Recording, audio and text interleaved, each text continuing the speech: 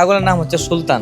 সুলতান। জি, এই ছাগল দেখতে তো ভাই অহরহ মানুষ আছে, একটু পরে দেখবেন মানুষ জমে গেছে, ভিড় জমাচ্ছে। দর্শক, আমরা দিয়াবাড়ি কোরবানি হাটে আমরা কিন্তু এসেছি এবং আমরা এই হাটে এসে কিন্তু জানতে পারি যে একটি কাশ্মীরের ছাগল, যেটা আসলে বাংলাদেশের মধ্যে যে এবারই প্রথম আমরা দেখতে পেয়েছি যে কাশ্মীরি জাতের ছাগল, এই ছাগলটি কিন্তু উঠানো হয়েছে কুরবানির জন্য এবং অনেক দূর দূরান্ত থেকে কিন্তু এই ছাগলটিকে দেখার জন্য আসছে এবং এই ছাগলটির মূল যে বৈশিষ্ট্য এবং এটির দাম কত এবং এটি ওয়েট কত সেই বিষয়ে কিন্তু আমরা জানানোর চেষ্টা করব।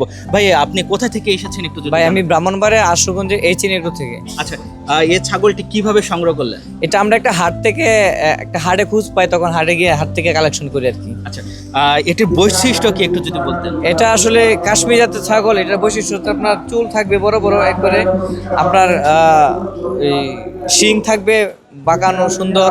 এটা আসলে সৌন্দর্য আর কি কাশ্মীর জাতের ছাগল। এই যে এই ছাগলগুলো যে মানে এই ছাগল কি একটাই সংগ্রহ করে হয়েছে? আমরা একটাই পাইছি। এমনকি আর কোথাও উঠেছে কিনা এই পর্যন্ত আমরা এই পর্যন্ত কোথাও মানে উঠছে বলতে মানে পাইনি আর কি। আচ্ছা, এই যে এই ছাগলের মাংসটা মানে কেমন সুস্বাদু, মানে বাংলাদেশের যে ছাগলগুলো আছে কিংবা রাম ছাগল আছে, বিভিন্ন যে ছাগলগুলো থাকে এই ছাগল আর এই কাশ্মীরি এই ছাগলের মাংসের মধ্যে কেমন পার্থক্য একটু যদি বলতেন? এইটা যেহেতু জাত একটু ভিন্ন, তাহলে এটার মাংস স্বাদটা একটু ভিন্ন হবে। আর হচ্ছে কি, এটার এইরকম ছাগল তো কোথাও পাওয়া যায় না। নর্মালি আপনার এই ছয় যদি থাকতো তাহলে মাংসের টেস্ট অনেক বেড়ে, কিন্তু এটা টেস্ট অনেক ভালো হবে। আচ্ছা, এটা ছাগলটার ওয়েট কতটুকু এবং হাইট কতটুকু একটু? এটার ওয়েট হচ্ছে আপনার 100 কেজির মতো, হাইট 3 ফিটের উপরে। আচ্ছা, কার কাছে শিখলা? এই যে রাঁধুনি রেডিমিক্স গরুর মাংসের মশলা, গরু রান্নায় গুরু হওয়া কোনো ব্যাপারই না। আপনারা দাম চাচ্ছেন কত এবং কাস্টমাররা এ পর্যন্ত আনার পরে কাস্টমাররা চাহিদা কেমন এবং তারা কত বলছে একটু যদি বলতেন? আমরা ভাই ছাগল অনুযায়ী বেশি দাম চাই না, 3,50,000 টাকা আমাদের দাম চাওয়া, কিন্তু কাস্টমাররা রেসপন্স পাইতেছে, ভালো পাইতেছি। আপনার 2,50,000 মতো দাম উঠেছে। আপনারা কত হলে এই ছাগলটি ছেড়ে দেবেন? 3 লাখ হলে ছেড়ে দেবো। ছাগলটি এনেছেন কতদিন হলো? 6-7 মাস যাবত আমাদের এখানে আছে। মানে এই হাটে এনেছে 2-3 দিন হয়েছে। আচ্ছা, এই ছাগলটা কোথা থেকে সংগ্রহ করেছেন একটু যদি বলতেন? আমরা একটা হাট থেকে সংগ্রহ করেছি।